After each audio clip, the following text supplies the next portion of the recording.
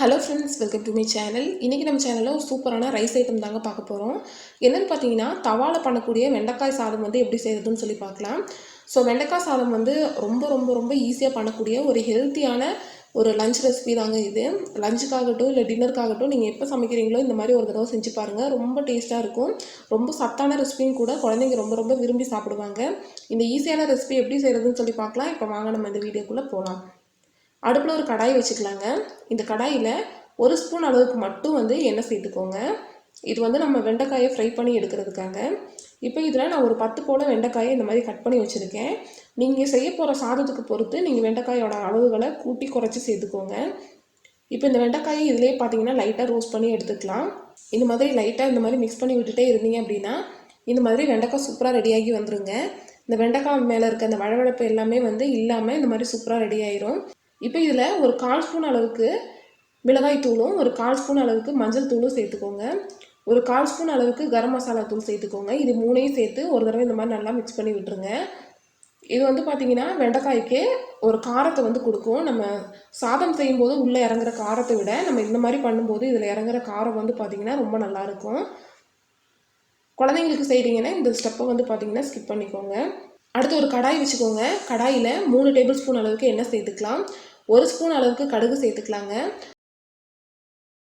கொஞ்சமாக உளுந்து சேர்த்துக்கோங்க. கொஞ்சமாக பெருங்காயத்தூள் சேர்த்துக்கோங்க. ஒரு கொத்து அளவுக்கு கருவேப்பிலை சேர்த்துக்கோங்க. 2 வெங்காயத்தை இந்த மாதிரி நீல வாக்கில் கட் பண்ணி வச்சுருக்கேன். இதை வந்து அடுத்து சேர்த்துக்கலாம். சேர்த்து இந்த மாதிரி நல்லா மிக்ஸ் பண்ணி விட்டுக்கலாம்.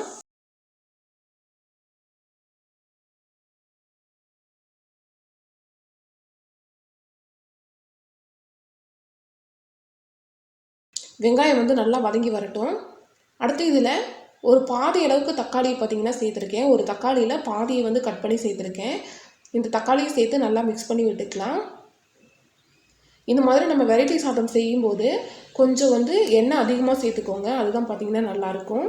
அடுத்து இதில் 1 ஸ்பூன் அளவுக்கு உப்பு சேர்த்துக்கலாங்க. 1/4 ஸ்பூன் அளவுக்கு மஞ்சள் தூள் சேர்த்துக்கலாம். 1 ஸ்பூன் அளவுக்கு மிளகாய் தூள் சேர்த்துக்கலாம். 1/4 ஸ்பூன் அளவுக்கு மல்லித்தூள் சேர்த்துக்கலாம். 1/2 ஸ்பூன் அளவுக்கு கரம் மசாலா சேர்த்துக்கலாம்.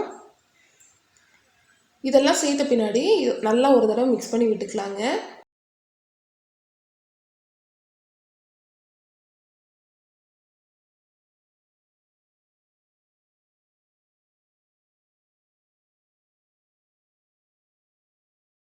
நல்லா அந்த மாதிரி நல்லா எடுத்து விட்டு நல்லா மிக்ஸ் பண்ணி விட்டுக்கோங்க. அடுத்து நம்ம ரெடி பண்ணி எடுத்து வச்சுருக்க வெண்டைக்காய் வந்து சேர்த்துக்கலாம். மிளகாய் தூளோட பச்சை வாசமெல்லாம் போன பின்னாடி தான் நம்ம வெண்டைக்காய் சேர்க்கணும். நம்ம ரெடி பண்ணி வச்ச வெண்டைக்காய் வந்து சேர்த்துக்கலாங்க. இந்த அளவு பார்த்தீங்கன்னா 2 பேருக்கு சாப்பிட்றதுக்கு சரியாக இருக்கும். நான் 2 பேருக்கு உள்ள ரைஸ் தான் ரெடி பண்ணிகிட்ருக்கேன். இந்த மாதிரி நல்லா கலந்து விட்டுக்கோங்க.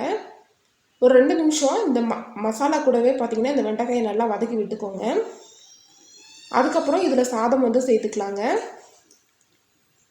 நான் உதிரியாக வடித்து எடுத்த சாதத்தை வந்து சேர்த்துக்கிறேங்க. நான் இன்றைக்கி சாப்பாட்டு அரிசி தான் வந்து சேர்த்துருக்கேன். நீங்கள் சீரக சம்பாவோ இல்லை பாஸ்மதி அரிசியோ எது வேணாலும் சேர்த்துக்கலாங்க. எது சேர்த்து செஞ்சாலுமே இந்த சாதம் பார்த்திங்கன்னா ரொம்ப அருமையாக இருக்கும். இப்போ சேர்த்த பின்னாடி நல்லா வந்து மிக்ஸ் பண்ணி விட்டுக்கலாங்க. சாதம் வந்து வடித்து எடுக்கும்போது மட்டும் நல்லா உதிரியாக வடித்து எடுத்துக்கோங்க. அதுதான் வந்து நல்லாயிருக்கும். சாதம் வந்து குழஞ்சி போயிருந்ததுன்னா இந்த ரைஸ் வந்து சாப்பிட்றதுக்கு அந்தளவுக்கு நல்லா இருக்காதுங்க. இந்த மாதிரி நல்லா எல்லா பக்கமும் எடுத்து விட்டு நல்லா கலந்து விட்டுக்கோங்க. அவ்வளோதான் பாருங்கள், நல்லா மிக்ஸ் பண்ணி விட்டாச்சு. எல்லா பக்கமும் ஒரே ஈவனாக மிக்ஸ் பண்ணி விட்டாச்சு. அவ்வளோதான் நம்மளோட சூப்பரான கம்ம வெண்டைக்காய் சாதம் பார்த்திங்கன்னா ரெடி ஆயிடுச்சுங்க. ரொம்ப சிம்பிளாக செய்யக்கூடிய ரைஸ் ஐட்டம் தாங்க இது. ஆனால் டேஸ்ட் பார்த்திங்கன்னா ரொம்ப நல்லாயிருக்கும்.